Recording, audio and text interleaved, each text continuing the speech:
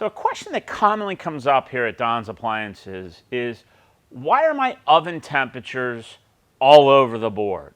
So a big reason why you're going to have fluctuations in oven temperature is because every time we open and close our oven door, we're going to lose an upwards of 75 degrees of heat.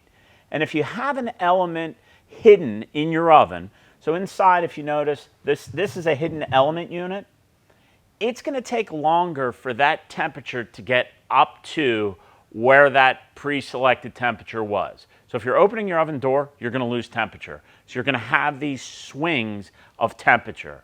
So a way to kind of combat that is not to open your door frequently, and also use a convection feature if your oven has it, because it'll help to even out those temperature swings. Be sure to comment below if you have any questions or comments. And also go to donsappliances.com. Thank you for watching.